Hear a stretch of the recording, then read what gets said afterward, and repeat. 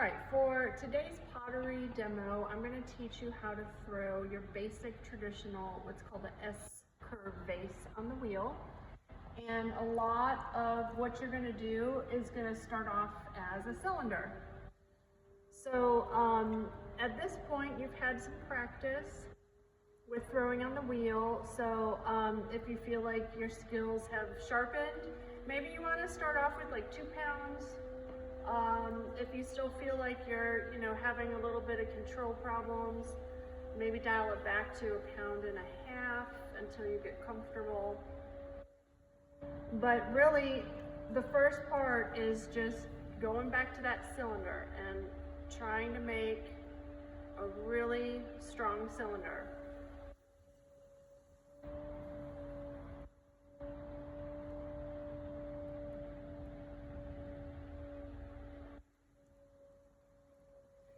Now when you make your dome, remember, plan ahead. Your dome allows you to plan ahead. So the bottom of your dome is going to represent the foot of your vase. So make the dome the size that you want the foot of your vase. Okay. Once you got that settled, you're going to drill. And you're going to open it up like a cylinder, but not wide. We want a narrow cylinder. Okay, try not to stretch it out past that foot mark that you made. So right now I'm compressing the bottom, making sure it's smooth, but also that the clay is forming together really well. Coming up here and compressing my rim. All right, now I'm gonna pull my walls like a cylinder. So what that means, if you've forgotten, is my outside fingertips are slightly above my inside fingertips. That's the difference, my outside to my inside. That is what allows the wall to be pulled up instead of out.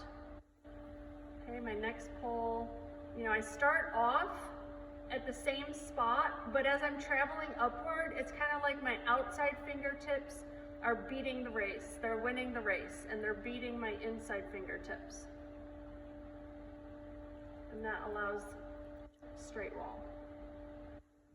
Okay, you're going to try to get it as tall and as thin as you can.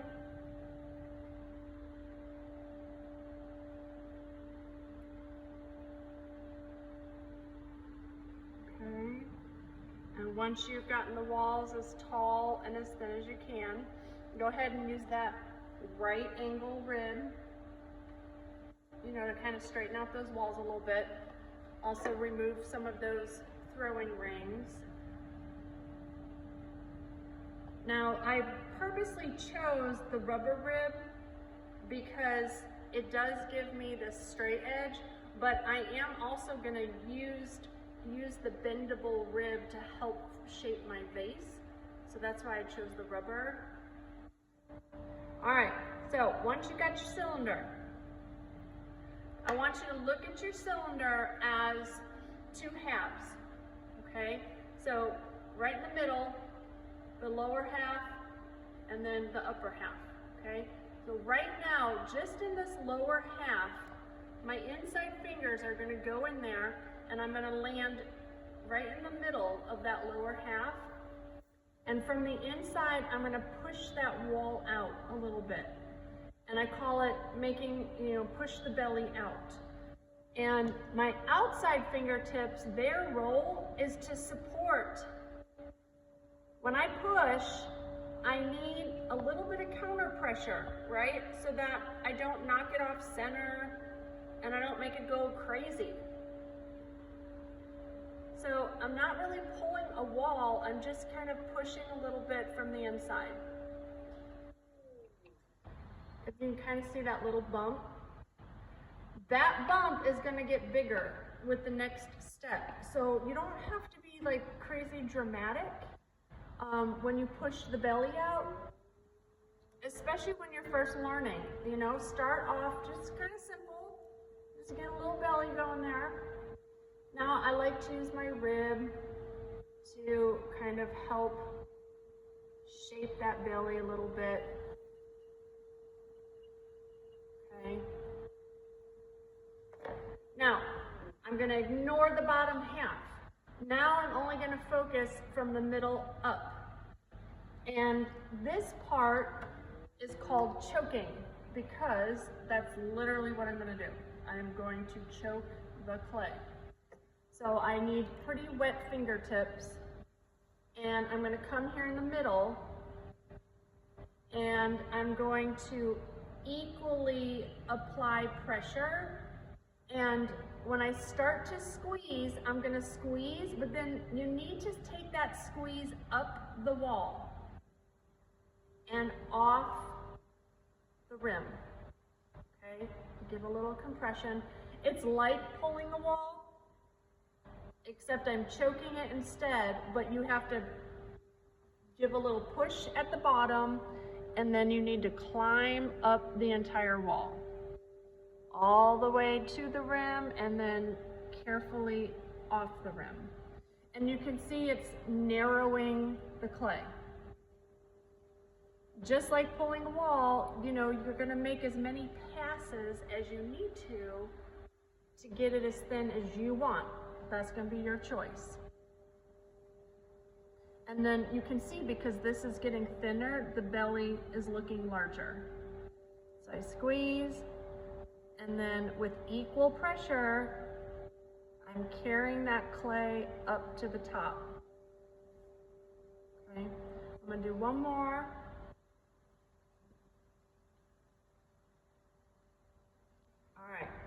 So what you need to know about choking, and this is for every ceramic artist out there, whether you're a beginner or you're a veteran, choking is going to cause an uneven top because you're moving the mass of clay upward. So you're going to get an uneven top, okay? That is normal. You can use that needle tool once you're done choking. Don't do it until you're done choking. And you approach the clay and you just hold very still, let the wheel do the work, and sever it. And now you have a level top. Now the other thing that choking does, and if the camera could look at the top view, it will thicken your walls, okay? So these walls, because I pushed all that mass of clay into a skinnier spot, the walls got thicker, which is cool because what you can do now is, with all that thickness, I'm gonna go ahead and pull a wall from the middle up. So this is just normal pulling a wall. But I'm just not starting at the bottom, I'm starting at the middle. Which means now that neck got even taller. Okay. So before we do the last step, I'm going to go ahead and use my rubber rib, and I'm going to get rid of these throwing marks from pulling that wall. You know, use these curves on the rib to match the contours of a curvy vase. Literally why ribs were made, to do this job right here. But notice my inside hand is supporting. All right, the last step to an S-curve vase is now I'm going to take this and flare it out.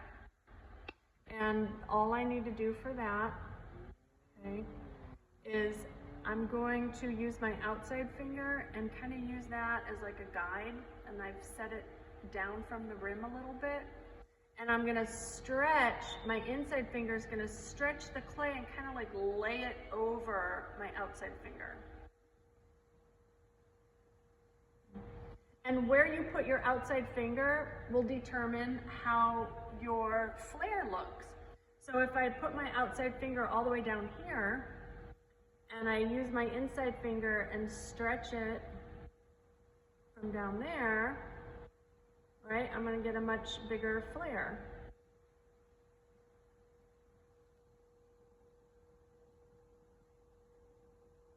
Always compress that rim. Now making that flare, I should stretch that clay out a lot. And so I need to compress that rim before it cracks. Okay, don't forget to use your wooden knife, and when you cut off the extra, try to continue that belly shape. So I'm not just gonna like cut straight down, I'm gonna actually cut and like curve into it a little bit. That's gonna make trimming a lot easier on you. See how I curved that all the way in? Okay.